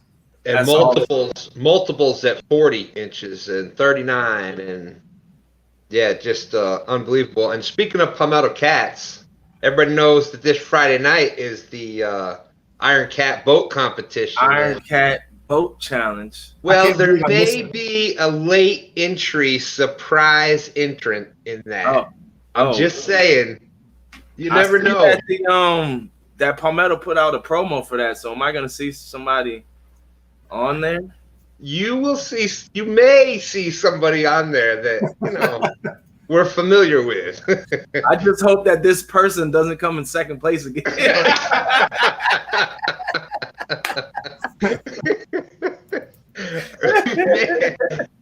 I think I kind of jinxed myself with that too, popping up the deuce to 2 all the time, because I can't seem to get out of that number 2. But you're always going to be second place from now on. Hey, but that's all right. I'll take it. Yeah, hey, you're in the running for the money every time, though, man. You're in the running. All we needed last time was one more bite, and it's and it's funny because it's running between like Potomac and the James, and the James. Yeah, and unfortunately, Brian's going to be competing in this one, so I got to go with the Potomac River boys. If somebody's on the Potomac River fishing these tournaments, I got to root for the home team. But Stan, you're a close second, though. I hope you. I'm in that V part of the DMV, or I'm the V at least. So. Everyone's giving him crap for the second place. Say, oh my God, is Stan going to be in second place for the 4th time? Hey, I'll take it. You know what I'm saying? It's that means I'm catching fish, and I'll take that any day of the week. Yeah, man. I will say you're an Iron Cat competitor. You're definitely up there with one of the greats, man. You're always out there all night long. Putting on the show. The amount of hours I've got, the Iron Cat hours record. Yeah. Locked down. Yeah, that's for sure. When it comes down to putting in time, and we all know, when we look at these live streams and look at the the videos produced, especially you two, man. You guys, I've been lazy. I feel like lately, not getting anything kicked out. But you guys are on fire. And Stan, you're getting right there close to your 1,000. Where are you at? 900 and what was your count? 9. It keeps, it's up a couple, down a couple. 912, I think. Yeah. I think it was 911 or 912. Right now is that slow grind, that summertime, everybody's out fishing and all that stuff. But you're going to see big growth again in the fall and wintertime. Because we're the only idiots that go out and fish all winter long. It doesn't matter. We're just going to catch fish. It's funny how we've kind of connected and everything. And we did that Has to 1K. And that was the stand day that we were actually out on the James with the snow, and there's snow all over us. Yeah, I'm out there. Y'all go check out Has. We're getting Has to 1K. Yeah, I remember the snow falling off of me. And now it's Operation Get 2 stands to 1K. So that's what we got to do now, is definitely get them over that hump. I already know you got the hours. You probably had the hours 5 months ago. Yeah, I'm over like 13,000 hours already. I'm right there. I didn't even realize how many I had until I just hit my my 1K, and it said, you know, your hours to meet is 4,000. I said, man, how many hours do I have? I have 12, almost 13,000 hours watch time. Oh, I got the 4,000. Okay. Yeah, so you're good. You're good to go. You just got to go through that little signing up, fill out that paperwork process. So I think it takes like a couple of days, and you'll be good to go. Yeah, I think I've got it all through. I don't know. I didn't. Man, I tell you what, Avid gets a hold of something, he doesn't let it go. First of all, J-Dog, I appreciate, you know, you're number one in my book too. That's why I always have a rod out for J-Dog. There you go. Out there, love the J-Dog. But Avid, he gets a hold of something, he just doesn't let it go. Oh yeah, oh yeah. Two stands will be coming in second place for the fourth. There we go. Dan says stand at 1K faux show. That's right. Right. No. For sure. Especially once you start dropping these videos, because you'll start to get subscribers. Man, that last video that I dropped, that bait video, that thing got up to 16,000 views. I was surprised about that. That was my first video to get over 10,000 or anything like that. But it got me like 80 subscribers doing videos. That's why I always tell people, you got to put out videos. It's going to bring you subscribers to your channel. I got to tell you what, like you all would have been laughing. I should have just kept the rolling the whole time, because Dan was laughing the whole time. For as much as I talk, you go to do a video and you're talking to, you're talking live. I'm talking to all my friends, and it's, I'm just talking to people. Yeah. But you can start in my head. This is my first video, so I'm talking to that camera, and I'm like, "Hey, this is blood debate." I think I had to do probably like 15, 20 takes on the intro. Hey, every one of us is on the inside of that camera. We're just hanging out in there, waiting, just talking to you. Yeah, it's so much different. For those that do. Wait till you get to the point where you're like walking through, the bait store or something, and you're recording, talking to yourself, and everyone's looking at you. I'm like, I'm just trying to record my video. Y'all can mind your business. They're looking at you like you crazy. I'm used to it by now. I always just vlogging wherever I go. I mean, people already know that. I'm not worried about what people are thinking. I got the hater blockers on all the time, Yes, sir. Yes, sir. I'm working on the Fishing for Freedom video right now, and there's so many takes where people are just scattered. They see the camera like, "Oh God, look out!" Take off running. And I'm like, I'm looking at the background, make sure people aren't back there trying to hide their face. Oh yeah, that's crazy. You see what Dan said out there? That was what he kept telling me all the time. And I'm trying to learn to talk quicker and more concise and everything. I'm like, it's half as long. Stan probably has a 30-minute intro video. Exactly. I was like, we're out here, we're doing this. And he's like, nope. Yes, Tim, it is very different than live talking. Very different. So for all you see, all those people that do those great videos. PDC in the house. What's up, PDC? It is a talent. I mean, it takes time. It takes, like we said, I've got over 13,000, 14,000 watch hours, and I'm on lives how many days a week? And I still was like, once I got to like try to talk to do the video, it's a totally different skill. Yeah. Yep. Yeah, it's definitely fun, but what I love about it is just, sharing your experiences with the community, and they getting a positive impact and watching it going through your day-to-day, see how you caught the fish, where you started out, how you got bait, what you're catching them on, what techniques you're using, all that stuff. It's just, I love it, man. It's awesome, man, to be able to do that. See, Avid he doesn't let things go. He just keeps poking the bear, doesn't he? He just keeps poking the bear.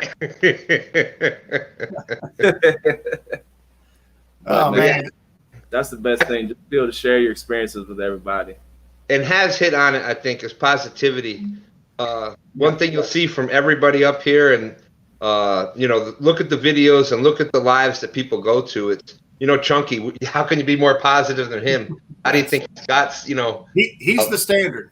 Yeah. He's the king of live streams, the king of bling, and the king of lives. Yeah. And so that's what we try to do. That's what I try to do. That day when Dan fell in the boat and he jumped in, he could have been all, but no, we joked around about it. We had a blast.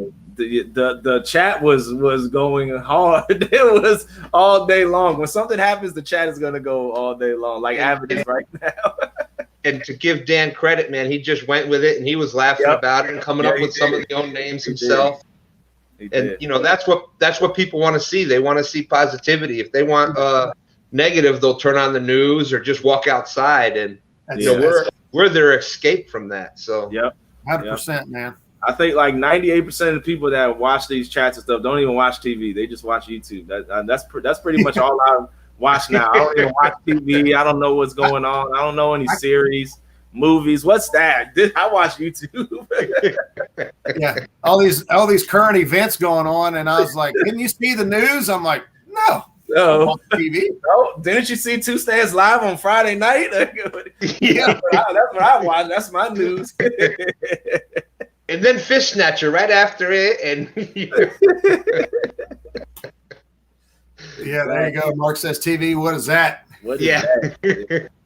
I've been canceled my cable bill. I only got internet. I did that like 2 years ago. I forget this. Yeah, I got sucked into a DirecTV package. I don't have internet here at my house. I'm streaming off of a AT&T hotspot. Oh, wow. It's ridiculous. Yeah. I don't live that far away from anything, and there's no service available. It's like one company comes down the road this far, and the other company comes down the road this far, and I'm in the middle, and neither one of them will come the last bit. Dang, that's terrible. It's crazy. Terrible. Well, all right, guys. I think I'm gonna go ahead and head on up out of here. So I gotta get some stuff ready for tomorrow. I'll be out fishing. Yep, I'm getting up at 3:00 in the morning. Oh yeah, you definitely gotta get out. I ain't fishing until tomorrow night because it's gonna be too hot for all that. So I'm on a night shift. And that would probably be the smarter thing to do, but nobody said I was smart. And I think that's the other thing that people got to realize. If you're wanting to do that, this YouTube thing, and you see us up here, Haz is always working, Roger's always working. You see us up here day after day and doing these things, and we're always talking about that next thing we're doing, and we're going here and we're doing that. I mean, you got to be ready for that. If that's if that's what your goal is, if that's what your end goal is to keep going and keep growing. It's you constantly got to be on the water. You constantly got to be doing things, thinking of that next move, and that's what I'm now getting. That we're getting close to that. That's the difference now. Definitely. This is definitely something that you get out what you put in. Yeah. And the more you hustle and the harder you work, the faster things will go for you.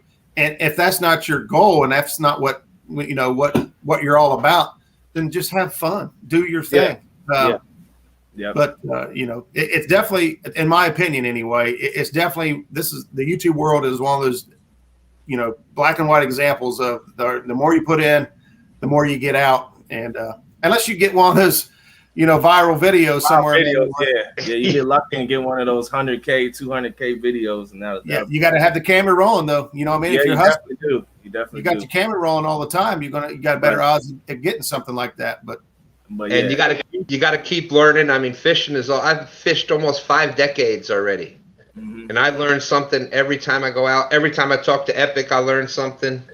Every time I talk with Roger, Haz, Mark, you listen to all these shows. Every single time I learn a little something, or I think of something that, hey, I could do that a little differently, or, it's an ever growing. You got to keep, as soon as you stop learning, you know what? It's not fun anymore. So yeah. You got to always be evolving, always trying to stay ahead of the curve, not just with the fishing, but with, the techniques and the camera, the B-roll, the footage, all that stuff. I know what that's all about. I did that with Dan the other day. So you got to stay ahead of the curve. But I mean, there's different.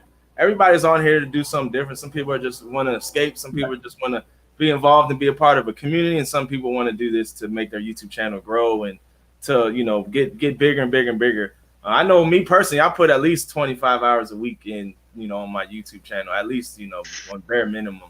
But it takes time, I didn't start off like that. It rolled into it probably, going into my 2nd year now. But it takes time. Definitely put out what you want into it.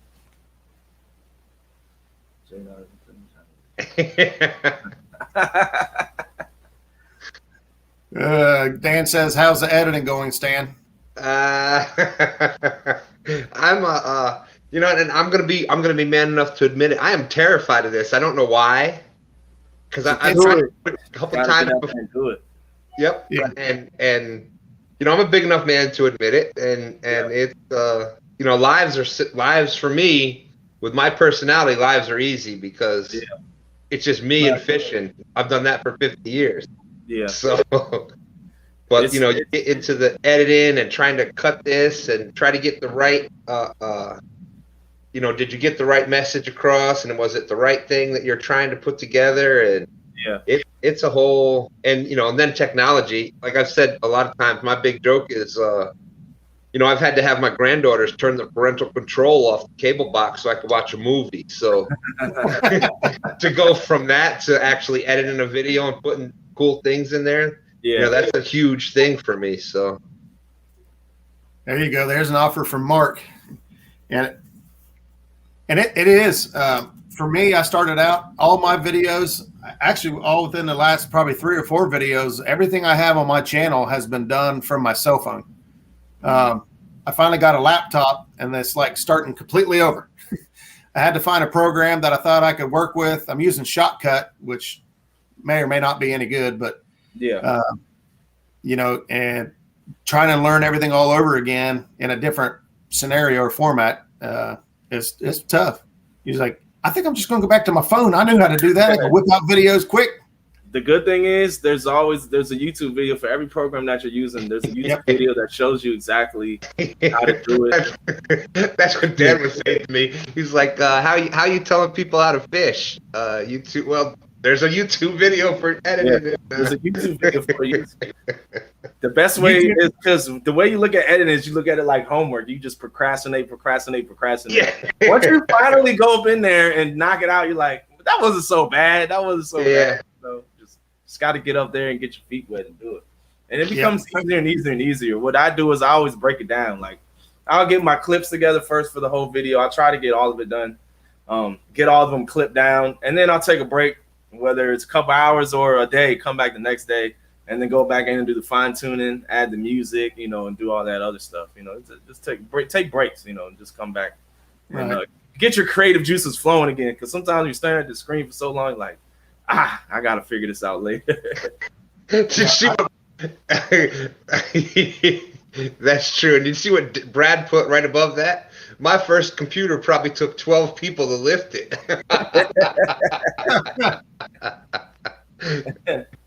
and you know what the funny thing is that back in the 80s when I was in the when I went in the Air Force, and I graduated at 17, and I had signed up. I had to get my parents to like sign the thing so that I could go into the Air Force. And computers were that was like back then. That was when it was just like going mainstream, and I was like, yeah, that's what I want to do. And you know, the recruiter comes in, and of course they're going to talk a big game. Well, you can do that in the Air Force, son. You ought to be. So I signed up for it. I keep going down, and there was no jobs with computers. So the recruiter says, well, once you get in basic training, that's where all the jobs are available. You'll be able to pick it there. So long story short, I graduate next week. I'm into basic training in the Air Force. You're in there for a couple weeks. Yes, sir. No, sir. You know, you're doing everything in basic training. And a couple weeks in, you get to actually, if you hadn't picked your actual job yet, you go in and you sit down and they show you what jobs are available. And I'm like, all right, here we go. I'm going to get to pick computers because that was what I did in high school. I had computer programming. I actually had, when you printed it out, I made a game, and it took like that much. When you print it out in sheets, it was like that thick to make this game that I designed. But that was back in the 80s. So anyways, going to basic training, I'm going there to pick the job, and they say, okay, Airman Smith, you can work on F-15s, F-16s, or you can hang cable between poles. And I'm like, well, Sarge, the recruiter, Airman Smith, are you not listening to me, son? You got 3 choices. You can work on F-15s, F-16s, or stretch cable between 16, Sarge, and there. That was the end of my computer. That's when the technology passed me by. So.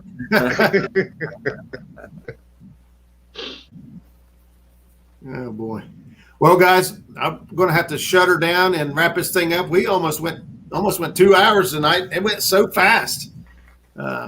But my goal is to get out there on the river or get out on Hoover in the morning, start dragging baits, and we're going to put chicken up against shad and bluegill and see who's catching fish tomorrow and who ain't. So, all right, guys, good luck, Roger. I appreciate it. Thank you, guys. What's that? Are you going to be live tomorrow? Yeah, the plan is to go live in the morning, probably around. Well, I'm getting up at 3, so we'll see how that goes. All right, I'll be watching. All right, guys. All right, everybody else in the chat, thank you for stopping by. Hit the thumbs up on your way out if you didn't do so already, and we will see you next week. Same cat time, same cat channel. Stan, you got something? No, I was just, I always end with this. Yes, sir. Appreciate everybody's support. Keep doing what you're doing. I love each and everybody out there. Thank y'all. Thank y'all. Y'all really have no idea what each and every one of you out there mean to me. So thank you. All righty.